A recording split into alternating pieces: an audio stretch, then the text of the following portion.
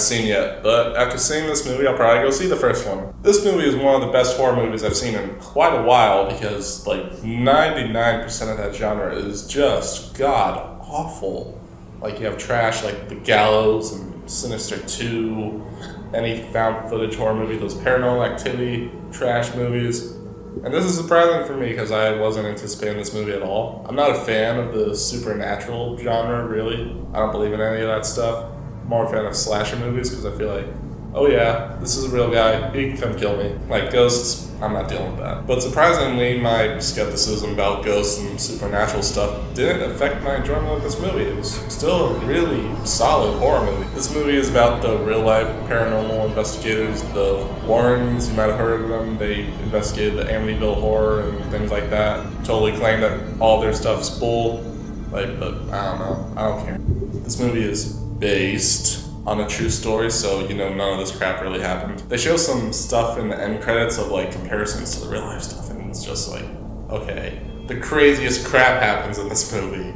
You don't really expect me to believe that happened in real life, right? The direction is the strongest part of this movie. The direction is great. There's really well-crafted horror sequences, like just standout scares. Like most movies use the jump scare, like they do a fake jump scare, and it's supposed to scare you because it's a loud noise, but it doesn't build tension or anything, so it's just a loud noise.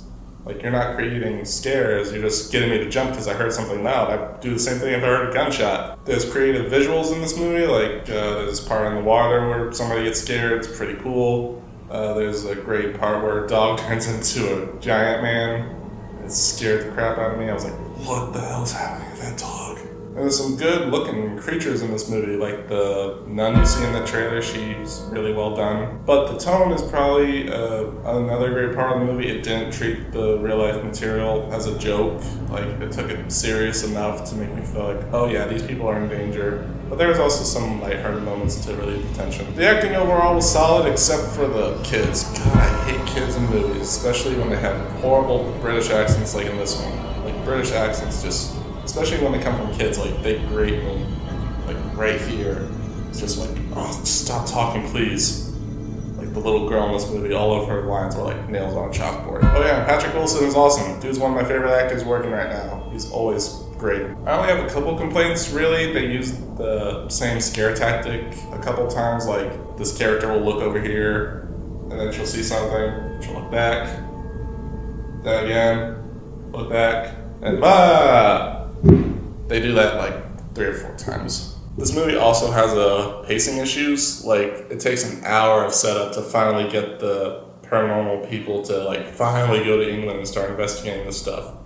Like half of this setup in the first half could just be cut out. We don't need so much stuff happening. Also, the movie kind of lacks grit, you know? There's no blood. Nobody really gets injured or harmed in any way. Like, there's some scary stuff that happens in this movie, but like, I didn't really feel like the characters were in danger because nothing really raised the stakes for that. Like, no kills, no blood really, no bones cracking. It just felt, you know, just this paranormal thing happened. Okay, let's rest for a little bit. This paranormal thing happened. Alright, let's rest for a little bit. This paranormal thing happens. I don't feel anything for these people.